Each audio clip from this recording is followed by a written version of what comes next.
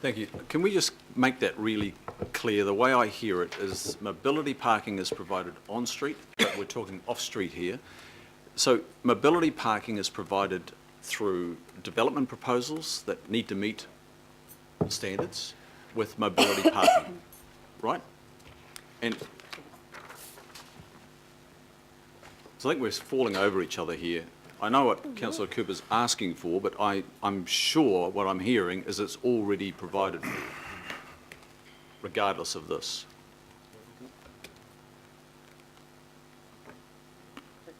It's only provided if we accept... Just check with our transport planning expert, and his advice is that the building code does still specify mobility parking requirements for certain types of activities, be it retail or office primarily. Good. Okay, so just going to the evidence, because that's what we need to focus on page 7, our evidence was supported by the panel in terms of having minimums would impose greater costs, unnecessary costs, and it would impose an inflexibility on the development, but it didn't buy the argument of another party that was submitting on the spillover effects. And so they have place their weight, it appears, on the spillover effects to require minimums in those categories. Can the staff explain what other tools at a property owner's, a car parking owner, what other tools are at their disposal to manage spillover effects, like somebody else who's not legally allowed to use your car parking, how do you stop them? That was the question. What tools are at a property owner's disposal? Tow truck. Yeah. Well, that's the standard tools around private parking enforcement agencies or organisations, tow trucks basically, so they can monitor that. They could have barrier arms put in place, so that would be primarily for supermarkets and shopping centres. They're generally not supportive of having those barrier arm type of apparatus installed, but I guess that would be something they could use, and those are the sorts of things that there was discussion at the panel, with the panel, around costs associated with monitoring, enforcing, and putting in devices to control spillover from one site onto another site of parking. Was that the primary argument? Because the way I read it, Mr. Chair, I'm reading that is the primary argument. It's about spillover. Yeah, it was. Through the Chair, yes, the primary argument was around spillover and the associated, in economic terms, free riding that is associated with that spillover. So as you mentioned, other developments which wouldn't be subject to a minimum, their customers may make use of the parking which is provided by other developers which do provide parking. I'm reading it right. Mr. Chair, I would like to move the alternate, which the staff have worked up, which is consistent with how we have worked through the plan in terms of car parking and in the other parts of the plan. And I just want to make the point that it's interesting. It actually leaves us in a situation with, if we follow the panel's recommendations, it's not the most efficient use of the land. It does create an inflexibility when you come to develop land, so it constrains developers, and it's also inconsistent with the office parking provisions where there are no minimums and the residential parking provisions where there are no minimums. So you've actually got at risk in your centres of having a group of activities that have to provide parking and a group of activities that don't have to provide parking. And that's not a good situation. That's not a good outcome. So I don't know how you want to work this, but I'll move the alternate with the reasons that the staff identified in the closing statement with a section 32 before the hearing panel. I'm happy to second that. Yeah, okay, let's so it's a bit hard to see from these recommendations. Right, okay, which one though? Go with what the... There are a number of, there's 3 recommendations. I have no idea. Where's the panel's recommendation? Yeah, in here somewhere. It'll be in the topic. Right.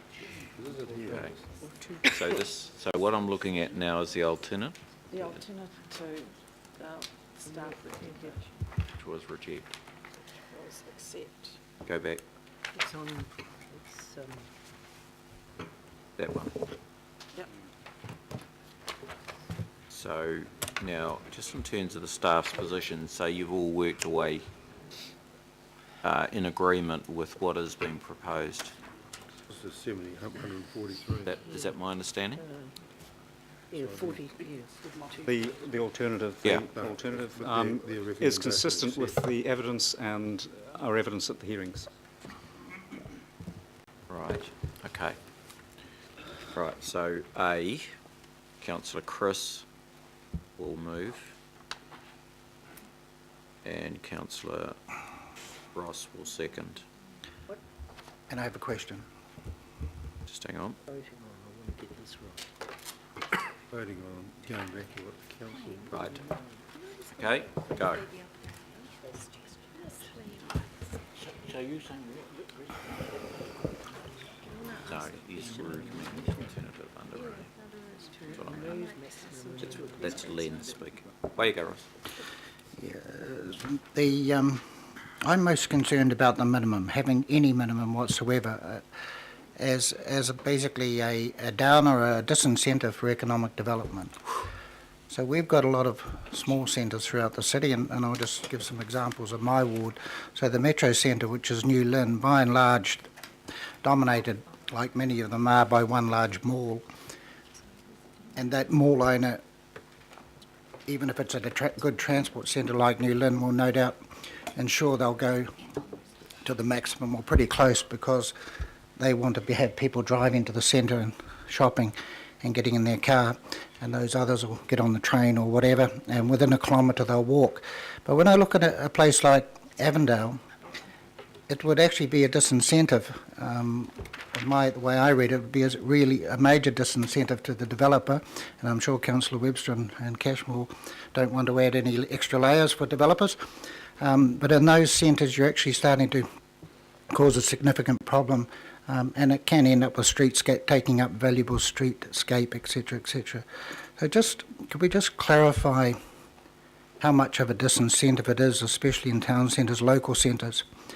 And the other thing is, with a place like Avondale, for example, it is right on the main transport lines, etc., and that's exactly what we want. We want people to enthusiastically embrace high-rise, and we want them to have it, if anything, one car and not two, and for many of them, no cars if that's their choice, and therefore live in a place without a car park.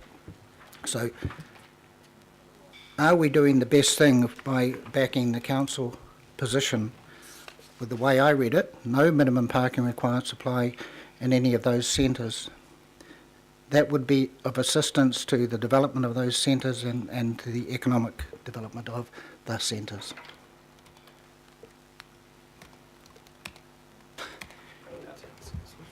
Through the Mayor, that essentially was the council, part of the council's case at the hearing, is that there are costs associated with having to provide parking, so to remove that requirement may in some cases be the tipping point for development becoming more viable, but it's very hard to quantify exactly where and when that might occur. Development does take place currently in town centres, as we know, and there are minimum parking requirements already in place, as we know. So it was part of the overall argument. What the panel is saying is that there are costs associated with the spillover from one site if it hasn't provided parking onto another site that does have parking, and so there are costs there as well. But then again, we believe, and Transport believes, that we can mitigate that with various other measures. Is that our position? That spillover effect? Our position at the hearings was that it could be managed. Yep. Right, councillor Mike. I think I'll waive this one, Mr Mayor. Okay. Anyone else want to speak? Councillor PNW? Yeah, I'm sort of struggling with this a bit because of the local centres being You're put talking in. about A and the alternative. So you're referring to I- A and I mean, what not is proposed as the including- alternative. Not including minimum parking rates for retail and commercial. So we're rejecting what the panel said. Yeah. So the proposal, moved and seconded by Darby and Clow, is on the screen at the moment, and we would be rejecting the panel's recommendation. So this is what has been worked out as a consequence of issues raised last week. Okay, Councillor But Christie. can I just, so the panel recommended the inclusion of parking minimums for retail, didn't they? And now we're saying no. Show and retail, yeah. All the staff were going to accept it, but I know, that's what I'm trying to get my head around. Okay, do it again. Okay, so Sorry, John. yeah, there is probably quite an important subtlety in here. The rural centres, in the council's case, did have minimums. So this is talking about the general situation. Under recommendation C on the screen at the moment, adopting the alternative solution, and then at the end of that, refer to in the council's closing statement. That closing statement did have minimums for the rural centres. So it is a bit of detail in there. we've got a metropolitan centre with no busway. But the safeguard is that the alternative solution would clearly still have minimums. So if this was agreed to by the governing body to no longer have minimums, there would still be minimums in those rural settlements because they have quite a different situation in terms of public transport and so on. So it really is picked up under the alternative solution.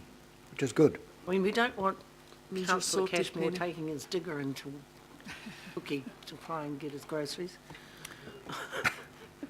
With his wife in the bucket. It doesn't stop, it doesn't stop you providing car parking, it's just not a requirement. that Yeah. you- No, that's it. Yeah. Councillor Christine?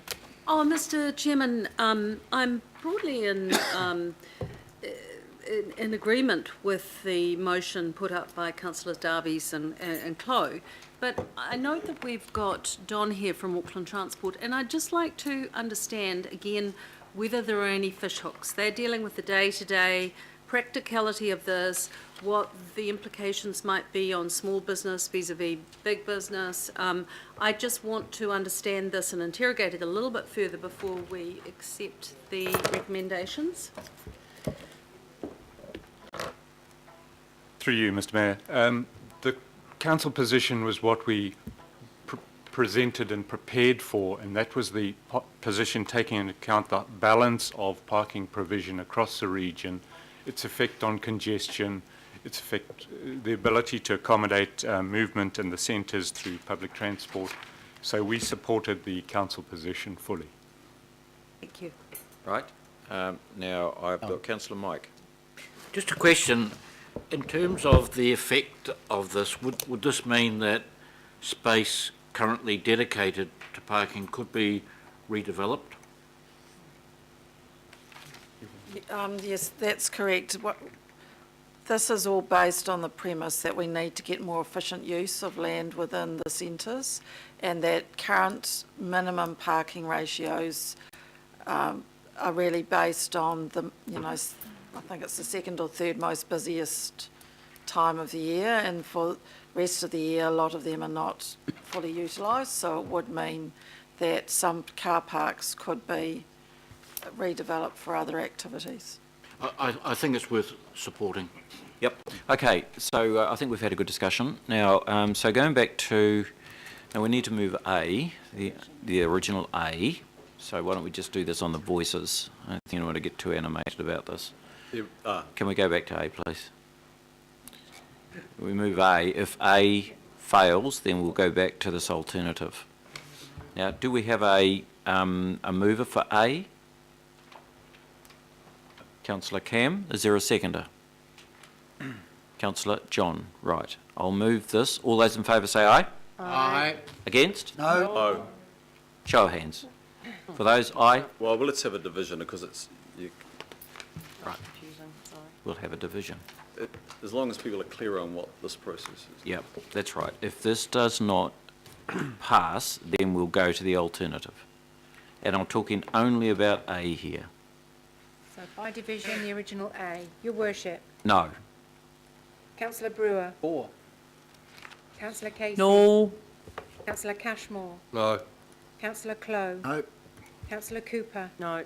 Councillor Darby. Against. Councillor Fletcher. No. Deputy Mayor Hulse. Nope. Councillor Crum. Against. Councillor Lee. No. Councillor Penrose. No. Councillor Quacks. No. Councillor Stewart. Councillor Sir John Walker. No. Councillor Wayne Walker. No. Councillor Watson. No. Councillor Webster. Yes. Councillor Wood. Yes. Oh, fuel. Everything you like. Okay, right. Almost came- almost. Yeah, that's right. So, look, we'll put the alternative on the voices. All those in favour say aye. Aye. Those against, thank you. Now, we need Does to that go to B. include councillor Close, Right, council now- car park? Yeah, that's right. We need to go to B. B, please. Love that, don't you, Ross? Right, good on you, Ross. You're on the street, pay and display for you. Nice, thank you very much. Get the train from the... Uh, I right. can't get a train or a bus. B, please. Okay,